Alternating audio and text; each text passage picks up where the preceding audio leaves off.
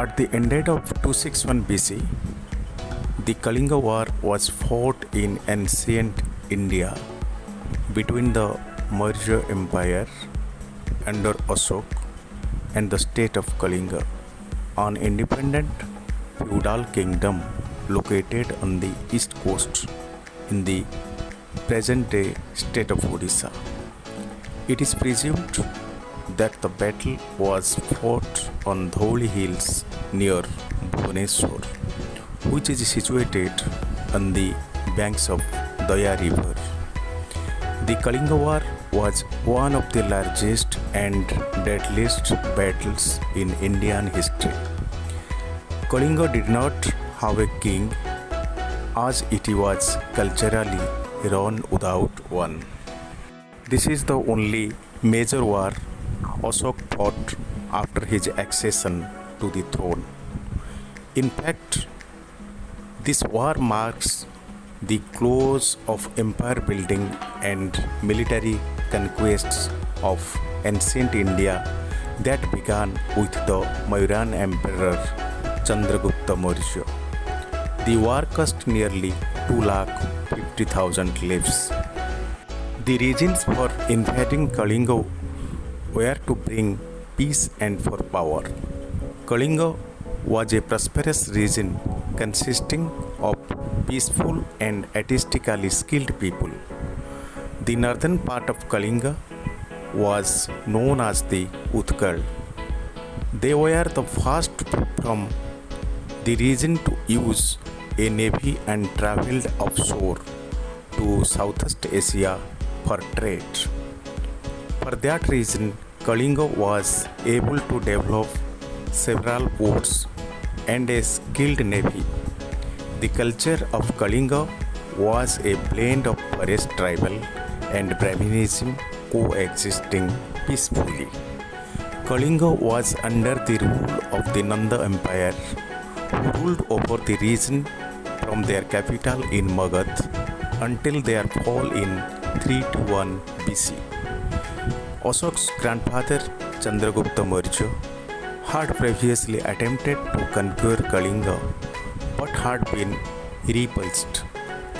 Ashoka set himself to the task of conquering and annexing Kalinga to the vast Maurya Empire as soon as he securely established himself as the king of Magadha. Some scholars argue that Kalinga was a strategic threat to the Mauryas. It could interrupt communications between Mauryan capital Pataliputra and possessions in the central Indian peninsula. Kalinga also controlled the coastline for trade in the Bay of Bengal. The war was completed in the 8th year of Ashoka's reign, according to his own edict of Ashoka, probably in 261 BC. After a bloody battle for the throne following the death of his father, Ashoka was successful in conquering Kalinga, but the consequence of the savagery changed Ashoka's views on war and led him to pledge to never again wage a war of conquest. According to Megasthenes, the Greek historian at the court of Chandragupta Maurya, the ruler of Kalinga, had a powerful army comprising infantry, cavalry, and elephants. Ashoka had seen the bloodshed and felt that he was the cause of the destruction. The whole area of Kalinga was plundered and destroyed. Some of Ashoka's later edicts state that about 150,000 people died on the Kalinga side and an almost equal number of Ashoka's army. Though legend among the people of Odisha, descendants of Kalinga's natives, claim that these figures were highly exaggerated by Ashoka.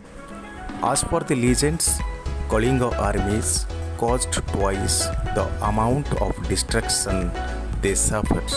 However, prominent historians have rejected this claim, and the edicts of Ashoka are believed to be the primary evidence.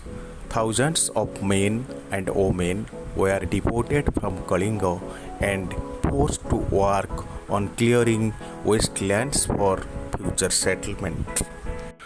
Ashoka's response to the Kalinga War is recorded in the edicts of Ashoka. The Kalinga War prompted Ashoka, already a non-engaged Buddhist, to devote the rest of his life to non-violence and to victory through dharma. Following the conquest of Kalinga, Ashoka ended the military expansion of the empire and began an era of more than 40 years of relative peace, harmony, and prosperity.